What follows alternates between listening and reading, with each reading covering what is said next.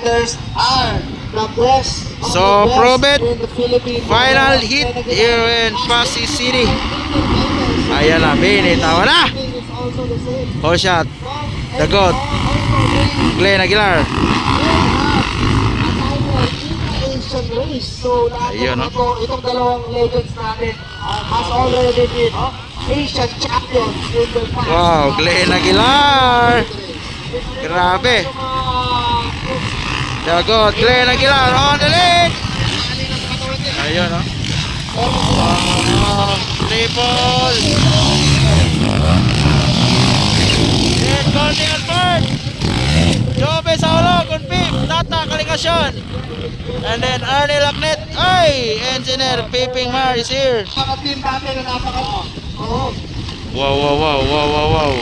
Kaya malinis sa kaya Rokaban. Yes, kaya na si Kenneth. Umabot ng Kenneth. Umabot kay Ray Rokaban. I think Kenneth is running the number 78. He's currently on 4th place. Let's see if the short is dead. Oh.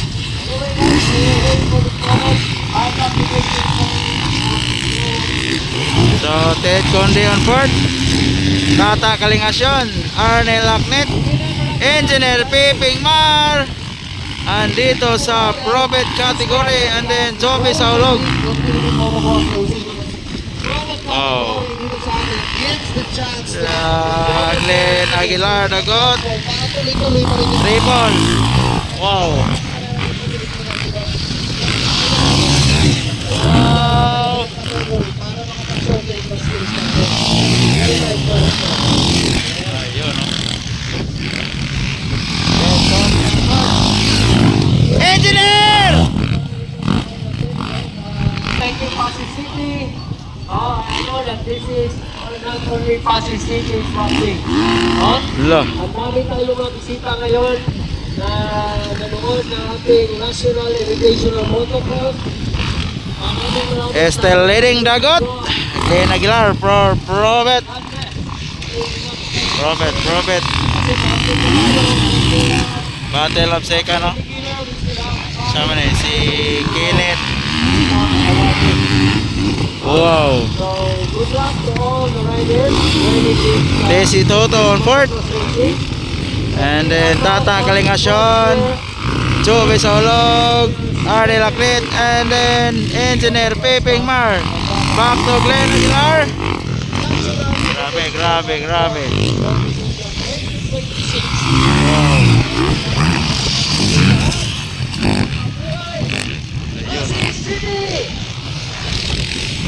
Ted Conde. Tata Kalingasyon, and then Coach Joby Saulog, Kung makikita mo yung Arnel Lacnet, Engineer.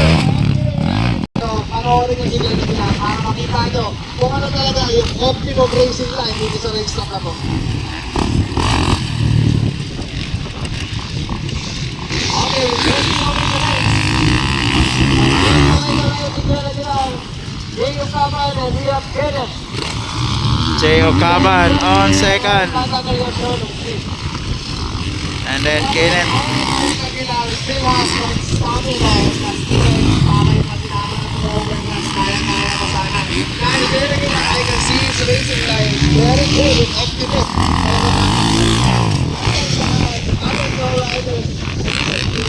J.O. Caban on second,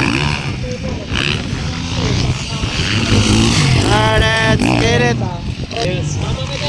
Oh. Ay, beep na Coach Joby Saulog. So, Alto 5, Engineer Piping Mar.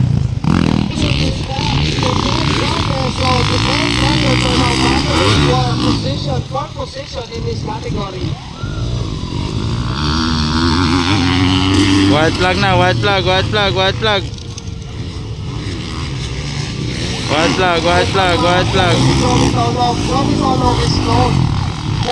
For the GOAT, Glenn Aguilar.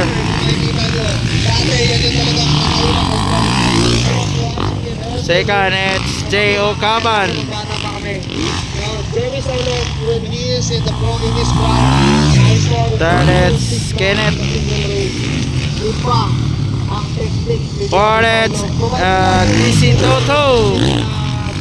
Ted Conde. Johnny Saulog was doing Ah. that maybe 12 years. Wearing Orca gears from Team God Boy Philippines. And then Tata Kalingasyon. Sa prime ni Johnny Saulog, kung alam nyo lang, hindi siya umurok. Sitting down the corner, very, very smooth. But now, syempre, ang skills, standard now, no? Medyo humihina na yung tuhod, marami ng injuries, but still, he is Checkered flag for Glenn Aguilar. It is very nice to see that technique as a legend. Tama na dyan, partner. Wow! Grabe! Nag-show time pa si Glenn.